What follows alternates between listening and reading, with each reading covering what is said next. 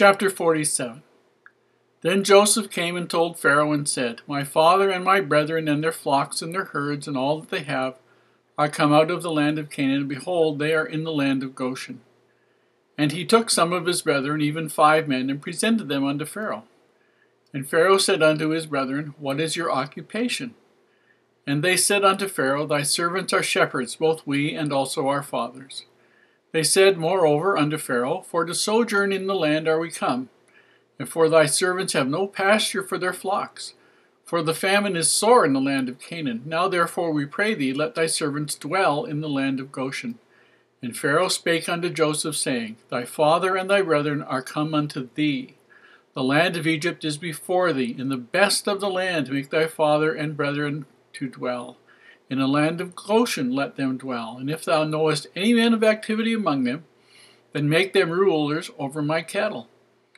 And Joseph brought in Jacob his father, and set him before Pharaoh. And Jacob blessed Pharaoh. And Pharaoh said unto Jacob, How old art thou? And Jacob said unto Pharaoh, The days of the years of my pilgrimage are 130 years. Few and evil have the days of the years of my life been, and have not attained unto the days of the years of the life of my father in the days of their pilgrimage. And Jacob blessed Pharaoh, and went out from before Pharaoh. And Joseph placed his father and his brethren, and gave them a possession in the land of Egypt, in the best of the land, in the land of Ramesses, as Pharaoh had commanded. And Joseph nourished his father and his brethren, and all his father's household with bread, according to their families. And there was no bread in all the land, for the famine was very sore, so that the land of Egypt and all the land of Canaan fainted by reason of the famine. And Joseph gathered up all the money that was found in the land of Egypt and in the land of Canaan for the corn which they bought. And Joseph brought the money into Pharaoh's house. And when money failed in the land of Egypt and in the land of Canaan, all the Egyptians came unto Joseph and said, Give us bread, for why should we die in thy presence, for the money faileth? And Joseph said, Give your cattle, and I will give you for your cattle, if money fail. And they brought their cattle unto Joseph, and Joseph gave them bread in exchange for horses, and for the flocks, and for the cattle of the herds, and for the asses, and he fed them with bread for all their cattle for that year. When that year was ended, they came unto him the 2nd year, and said unto him, We will not hide it from my lord, how that our money is spent. My lord hath also our herds of cattle. There is not aught left in the sight of my lord but our bodies and our lands. Wherefore shall we die before thine eyes, both we and our land? Buy us and our land for bread, and we and our land will be servants unto Pharaoh, and give us seed, that we may live and not die, that the land be not desolate. And Joseph bought all the land of Egypt for Pharaoh, for the Egyptians sold every man his field, because the famine prevailed over them, so the land became Pharaoh's. And as for the people, he removed them to cities from one end of the borders of Egypt even to the other end thereof. Only the land of the priests bought he not, for the priests had a portion assigned them of Pharaoh, and did eat their portion which Pharaoh gave them, wherefore they sold not their lands. Then Joseph said unto the people, Behold, I have bought you this day and your land for Pharaoh. Lo, here is seed for you, and ye shall sow the land. And it shall come to pass in the increase that ye shall give the 5th part unto Pharaoh, and 4 parts shall be your own, for seed of the field, and for your food, and for them of your household, and for food for your little ones. And they said, Thou hast saved our lives. Let us find grace in the sight of my Lord, and we will be Pharaoh's servants. And Joseph made it a law over the land of Egypt unto this day, that Pharaoh should have the 5th part, except the land of the priests only, which became not Pharaoh's. And Israel dwelt in the land of Egypt in the country of Goshen, and they had possessions therein, and grew and multiplied exceedingly. And Jacob lived in the land of Egypt 17 years, so the whole age of Jacob was 147 years.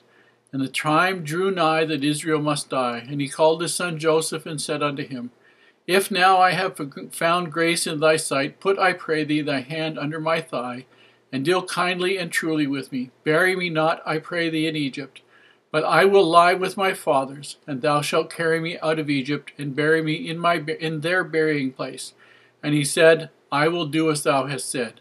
And he said, Swear unto me. And he sware unto him, and Israel bowed himself upon the bed's head. here we have several interesting scenes, the things that happen. Joseph brings in 5 of his brothers, probably the 5 oldest. We don't know. It doesn't mention their names. Maybe the 5 most impressive. Puts them before Pharaoh and says these are examples of what his brethren are. And they have a little interview, and the Pharaoh says, what do you do? What's your occupation? Says they're shepherds. We'd like to live here. Thank you very much. And he says he doesn't answer them. You need to notice this. He doesn't answer them directly. He turns to Joseph and he answers Joseph. And this is part of being the Pharaoh. You don't normally have conversations with commoners. It says to Joseph, you're the guy in charge here. They are come before thee, not me. You decide where they're going to live. You give them the very best land. It's your father and it's your family, so give them the very best land. Give them Goshen.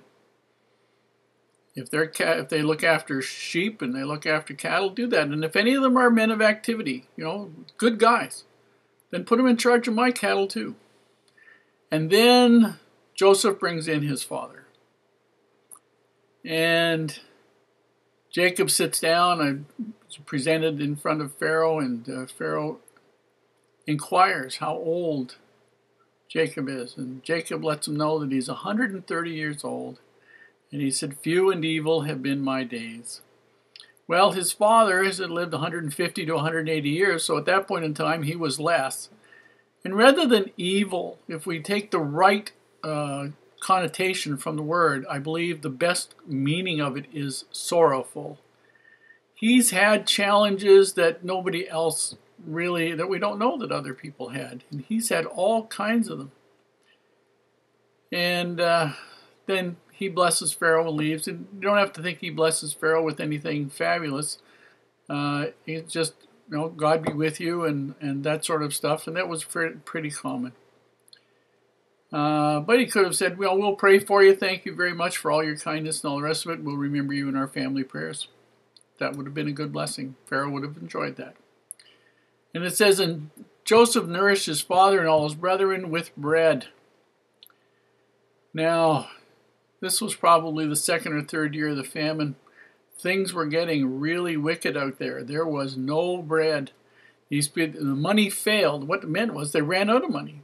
The people that had money couldn't buy anymore because they didn't have any more money. No more grain, no more money.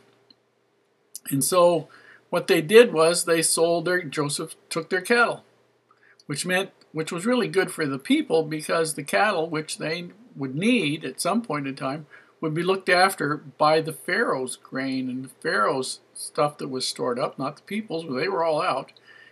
And so they got a whole year's worth of food in exchange for the horses, the cattle, whatever else they had. And the next year they came back up again and said, we're not going to hide it from you. We got no more money. You got the cattle, and the only thing left is the land and us. And we'll be slaves to you. Slaves to Pharaoh. And he looks after them. He moves them into the cities. There's no point in them being on the land because they can't do anything with it. There's no water. The temperature is too high. They can't grow anything, so he moves them into the cities. The only property he didn't get was the property that belonged to the priests, and the reason he didn't get that was the priests were eating the grain from the Pharaoh that he gave them. And then when it looked like it was going to flood and everything was going to be fine again, and what he did was, he said to them, here's seed, you're going to plant the seed, and all you have to do is give 1/5 of all of the surplus that you grow to the Pharaoh. You keep 4/5 of it for you, for seed and for things to eat, and 1/5 goes to the Pharaoh, and that will be in perpetuity. And Israel, comes time where he's going to die, Jacob's time he's going to die, and he says to his son, I don't want to be buried here, not in Egypt. I will lie with my fathers in their burying place. Swear to me you're going to do it. And Joseph swears he'll look after his father's last wishes, which was one of the things that he was told, Israel was told, that his son, Joseph, would put his hand over his eyes, which meant that when he died, he would close his eyelids. That was the way of saying that. It says, and Israel bowed himself upon the bed's head, but actually we think the translation better there, upon his staff, bowed his head to his son, and worshiped God.